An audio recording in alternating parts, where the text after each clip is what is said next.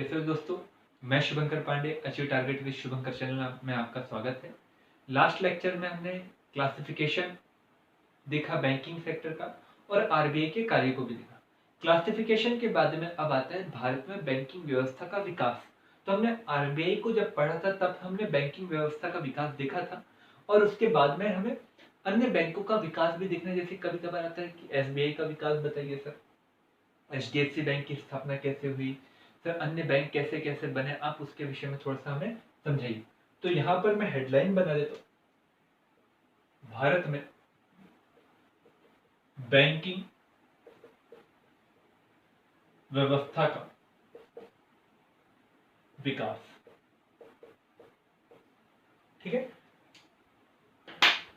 कहां पर? भारत में। अब यहां से हम एक एक पॉइंट को शुरू करते हैं। आप सभी को पता है 1806, 1840, 1843 में 3 प्रेसिडेंशियल बैंकों की स्थापना हुई, जिसमें क्रमशः अगर मैं कहूं तो पहली हुई बंबई में, उसके बाद हुई कोलकाता में, कलकत्ता, दूसरी बंबई में और तीसरी हुई कहां पर? मद्रास में। ये तीनों बैंक नोट भी छापते थे और नोट भी छापने के साथ में ये नोटों को बांटते भी थे, ऋण भी बांटते थे। और इन बैंकों में सरकार के प्लस निजी व्यक्ति के भी शेयर थे और प्रायः निजी व्यक्ति के शेयर ज्यादा थे और इसलिए इनको निजी बैंक भी कहा गया। पर 1857 में जो विद्रोह हुआ और 1857 के बाद में 1858 में जब ब्रिटिश कंपनी के शासन को समाप्त किया गया तो पूरी की पूरी संपत्ति हो गई सरकारी। पूरी संपत्ति कैसी हो गई? सरकारी। अब ये तीनों बैंक जो हो गए यहाँ पर निजी हो, यहाँ पर क्या हो गया? निजी। अब इसी के बाद में आप लिखते भी चलिए, इसी के बाद में 1900 आया 21 और 1921 में आकर इन सभी बैंकों को जो प्रेसिडेंशियल बैंक कहलाते थे, कलकत्ता, बंबई और मद्रास को, इन सबको मिलाकर इनको बना दिया गया इंपीरियल बैंक। कौन सा बैंक बना दिया? Imperial bank. और ये इनको इंपीरियल बैंक बनाया गया और अभी भी ये क्या कर रहे थे काम? नोट को छापना और बांटना। पर 1900 आ गया 26 और एक आयोग बना, उसे कहा गया यंग आयोग। और इस यंग आयोग पर हमें इंपीरियल बैंक से एक आरबीआई बना जो निजी प्लस सरकारी था और इंपीरियल बैंक जो आगे चलते रहा जिसमें सरकार के शेयर थे।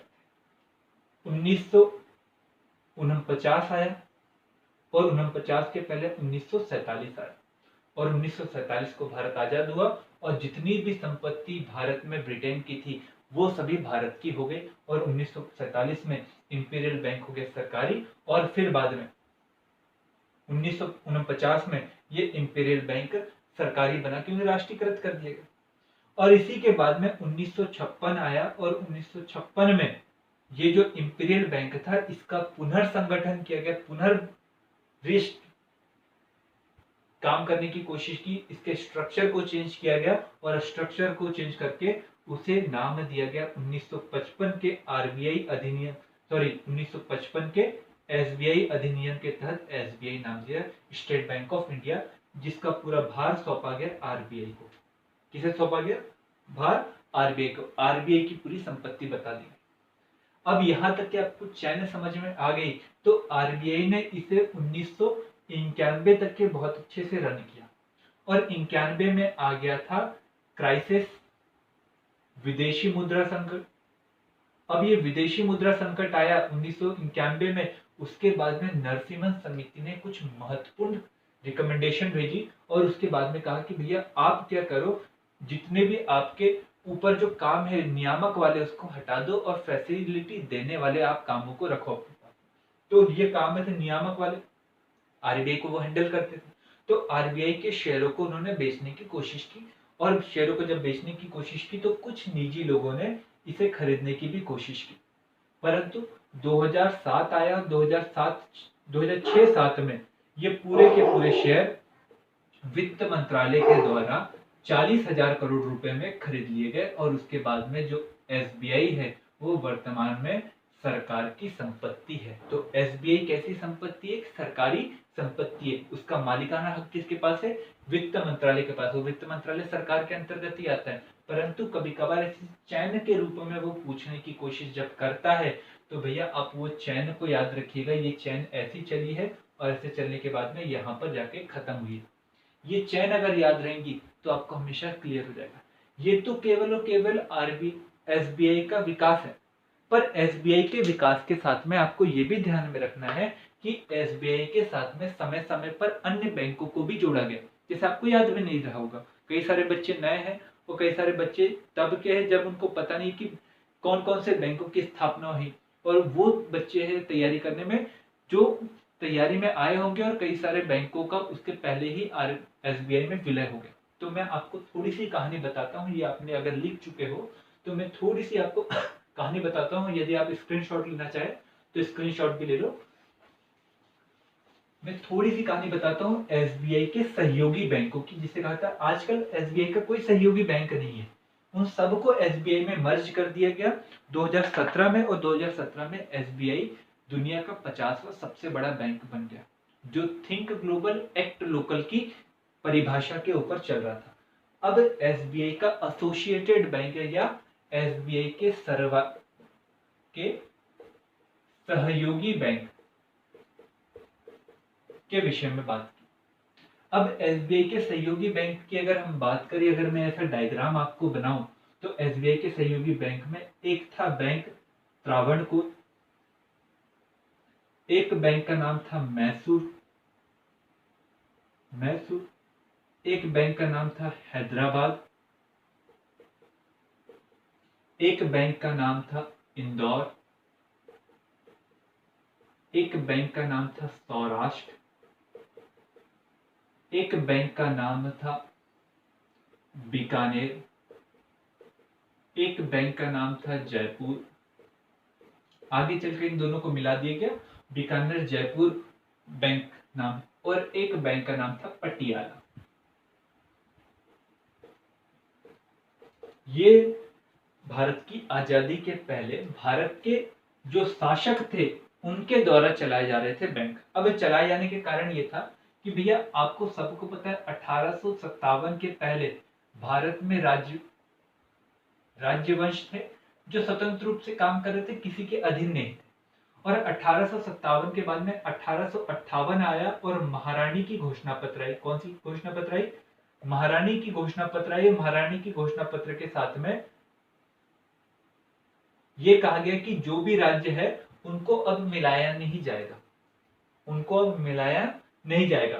परंतु इसी के बाद में 1876 में 78 अगर मैं कह दूं 76 के करीब करीब, तो आपको एक व्यक्ति दिखाई देगा लिटन, जो उस समय में भारत का गवर्नर जनरल बनकर आया था। और गवर्नर जनरल जब बनकर आया तो इसके द्वारा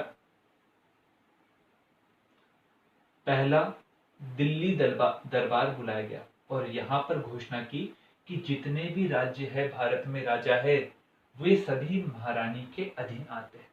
उन्होंने स्वीकार किया, और स्वीकार करने के बाद में अब युद्ध नहीं कर सकते, अब कुछ नहीं कर सकते, तो उन्होंने क्या किया, एक नहर का बहुत अधिक फायदा उठाया जिसका नाम था स्वेज नहर। स्वेज नहर अगर आप देखेंगे तो भूमध्य सागर, या मैं अगर समझ गए तो मैं आपको थोड़ी सी कहानी और बताते चलूं कि स्वेज नहर कैसे है। स्वेज नहर की अगर बात करें तो जिस प्रकार से आपको पनामा नहर दिखेगी, तो स्वेज नहर भी एक प्रमुख नहर है जो दुनिया की सबसे व्यस्ततम नहरों में गिनी जाती है। ये स्वेज नहर क्या करती है, सिनाई प्रायद्वीप जो स्थलबद्ध संधि है उसको अफ्रीका से अलग करती है। और इस नहर का निर्माण 1852 से लेकर 1868 तक के चला, और 1868 में समाप्त हो जाने के बाद में ये नहर के माध्यम से व्यापार होने लगा, और ये था भूमध्य सागर। और अब पूरा माल भूमध्य सागर, मतलब यहाँ पर आपको जिब्राल्टर दिखाई देगा, जिब्राल्टर संधि आपको दिखाई देगी, और वहां से पूरा माल आकर ये स्वेज नहर होते हुए आता था लाल सागर, और लाल सागर से होते हुए भारत और दक्षिण एशिया के जितने देश थे वहां पहुंचता था। पहले ये सब माल पहुंचता था Africa, Cape of Good Hope होकर, फिर वो पहुंचता था। अब ये सब पहले यहाँ पर मतलब लंबी दूरी तय होती थी। अब जब ये सब बातें होने लगी तो अब स्वेज के कारण जब व्यापार होने लगा तो भारत का पश्चिमी हिस्सा व्यापारिक कार्यों को ज्यादा करने लगा, और उसके कारण यहाँ पर पश्चिमी क्षेत्र में मुद्राओं का प्रचलन बढ़ने लगा। और मुद्राओं का प्रचलन जब बढ़ने लगा तो यहाँ के शासक वैसे ही खाली बैठे थे, परंतु पैसा बहुत था, तो उन्होंने क्या किया, इन पैसे का उपयोग करके अपने पैसे को और बढ़ाने के लिए बैंकों की स्थापना की, जिसमें त्रावणकोर, मैसूर, हैदराबाद, इंदौर, या फिर सौराष्ट्र, बीकानेर, जयपुर, पटियाला आपको बैंक दिखाई दी। भारत की आजादी के बाद में ये पूरी की पूरी संपत्ति भारत की होगी, भारत की सरकार की होगी, परंतु ये बैंक जो थे ये बैंक अभी भी बने हुए थे। तो बैंकों को आगे चलकर सरकार के द्वारा एसबीआई के साथ मर्ज नहीं किया गया, बल्कि एसबीआई के सहयोगी के रूप में बना दिया। क्या बना दिया? सहयोगी के रूप में बना दिया, और सहयोगी के रूप में काम करते रहे। पहले जयपुर और बीकानेर को एक कर दिया गया। सौराष्ट्र, इंदौर ये बढ़िया से काम करते रहे। 2007 के करीब करीब इंदौर को मिलाने की कोशिश, मिला लिया गया एसबीआई में, इंदौर का नामो निशान हट गया। उसके बाद में सौराष्ट्र को मिला गया, धीरे धीरे करके 2017 आते आते पूरे बैंकों को, जो सहयोगी बैंक थे, उसको एसबीआई में मर्ज कर दिया गया। अब मर्ज कर दिया गया तो मर्ज करने का उद्देश्य था नरसिम्हा समिति जो 1990 में बनी थी, उसकी जो रिकमेंडेशन जिसको 1993 में लगाई थी, उस बात को लेकर था। क्योंकि आपको ये मैं बता दूं, 1991 में जो क्राइसिस आया था उसमें ये कहा गया था कि भैया बैंकों के पास ऋण देने की कैपेसिटी नहीं, क्योंकि वो छोटे हैं, और छोटे होने के कारण हमारे यहाँ पर बड़ी बड़ी कंपनियां नहीं लग पा रही, जिसके कारण हर कार्य सरकार को करना पड़ रहा है। और सरकार ही हर कार्य करेंगी तो मतलब सरकार के ऊपर देश को चलाने का भी भार और कंपनियों को चलाने का भी भार। तो हमें निजी क्षेत्र की तरफ बढ़ना है तो भैया बैंकों को छोटे से बड़ा करना पड़ेगा, और जो तब किया जा सकता है जब छोटे छोटे बैंकों को एक साथ मिलाएंगे। तो एसबीआई पहले से ही बड़ा था, और साथ में उसके सहयोगी बैंकों के पास में बहुत सारे खाते थे। इन दोनों को मिलाकर 2017 में बड़ा बैंक बनाया गया। इसमें एक और बैंक जोड़ा गया जो 2013 में बना था, जिसका नाम था महिला बैंक। 2013 में जिसकी स्थापना की गई थी, उसको भी मिलाकर 2017 में एसबीआई को दुनिया का 50वां सबसे बड़ा बैंक बना दिया गया। तो ये रिकमेंडेशन के तहत बना दिया गया, और बनाने के बाद में अब ये बात आने लगी, क्या ये रिकमेंडेशन ठीक थी क्या गलत थी? अब ये बात उठती है। तो भैया अब यहाँ पर रिकमेंडेशन ठीक थी क्या गलत थी, आपको मैं अगर एक रूप में बताऊं, ये एक सड़क है, और ये सड़क पर 8 बैंक है, और ये 8 बैंक में से मैंने आपको ये जो बैंक बताया, त्रावणकोर, मैसूर, हैदराबाद, इंदौर, सौराष्ट्र, बीकानेर और पटियाला, ये 8 बैंक है, और 8 बैंक में यही बैंक है, और ये सब एसबीआई के क्या है, एसोसिएटेड बैंक, सहयोगी बैंक। इनकी शाखा यहाँ पर खुली हुई है, मतलब हर बैंक में वर्कर है, वो काम कर रहे हैं। तो हर बैंक में वर्कर है तो मतलब सबको पैसा देना पड़ेगा, जमीन उनकी नहीं मतलब उसका किराया देना पड़ेगा, और बिजली और इलेक्ट्रिसिटी का क्या देना पड़ेगा, पे करना पड़ेगा। अब ये पूरे बैंक सहयोगी बैंक है, और सबके पास में 5-5 ही क्या है, ग्राहक है, और 5-5 ग्राहक के लिए ये अपने बैंक की शाखाओं को खोल के बैठे। तो मुझे बताओ, जितनी कमाई नहीं है उतने ज्यादा एक्सपेंडिचर है, और इसी बात को ध्यान में रखकर नरसिम्हा समिति ने कहा कि भैया ये सब चीजों को छोड़ो, अगर इन सब 8 बैंकों को एक जगह मिला दूंगे तो हो जाएंगे आपके 40 ग्राहक, और 40 ग्राहक के लिए अगर एक बैंक बन जाएगा तो मतलब बैंक की प्रॉफिटेबिलिटी बढ़ेगी। जब प्रॉफिटेबिलिटी बढ़ेगी तो मतलब उसको ऋण देने की क्षमता भी क्या होगी, बढ़ेगी। इस बात को ध्यान में रखकर एसबीआई में सहयोगी बैंकों को मिलाए। ये नैरेटिव है, एक सोच है, कई सारी सोच हो सकती है, मैं आगे आपको बताने की कोशिश करूंगा। तो इस प्रकार से क्या किया गया, एसबीआई बैंक का विकास हुआ, और एसबीआई बैंक के सहयोगी बैंकों का भी विकास हुआ, और 2017 आते आते इन सभी बैंकों को मिला लिया। ये बात अगर आपको यहाँ तक जच रही है, समझ में आ रही है, तो मुझे और चीज बताइए, आपको यहीं पर लेकर चलता हूँ। पर आपको केवल स्टेट बैंक दिखाई देता है क्या? नहीं दिखाई देता, अन्य बैंक भी दिखाई देते हैं। आपको अभी दिखाई देगा पंजाब नेशनल बैंक, आपको सिंडिकेट बैंक, या फिर आपको सिंध बैंक दिखाई देगा, या आपको स्टैंडर्ड चार्टर बैंक दिखाई देता है। ये सभी बैंक पहले निजी थे। इन सभी बैंकों को 1959, 69 और 1980 में मिला दिया गया सरकार के द्वारा एक कानून पारित किया गया और कानून पारित करके इसको मिला लिया गया। एक केस भी इसके लिए बहुत अच्छा था, कपूर बना भारत सरकार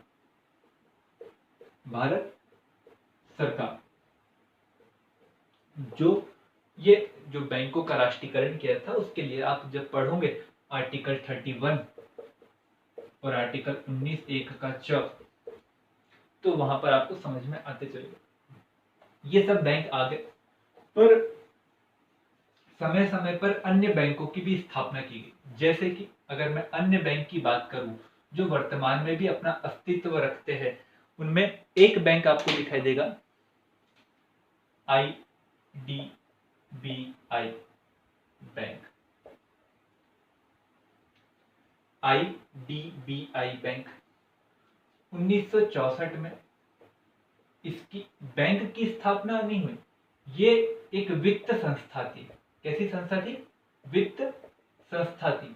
1964 में इसकी स्थापना हुई। इसी के बाद में नाबार्ड 12 जुलाई 1982 में इसकी स्थापना हुई। ये डेट याद रखिएगा, मैं आपको जब WTO और गेट समझाऊंगा तब इस डेट का रेफरेंस जरूर लूंगा। इसी के बाद में एक्सिम बैंक 1982, एक्सिम बैंक याद रखिएगा। ये आयात निर्यात बैंक के नाम से भी जाना था। इसका उद्देश्य भारतीय व्यक्तियों को जो विदेश में जाकर निवेश कर रहे हैं, उनको ऋण की सुविधा दे, उनको टेक्निकली सुविधा दे, इसके लिए काम करता है। एक और बैंक था जिसे कहा गया था महिला बैंक। इसकी भी स्थापना की गई थी 2013 में, परंतु इसको मिला दिया गया 2017 में। किसमें? SBI में। इसी के बाद में एक और बैंक है मुद्रा बैंक।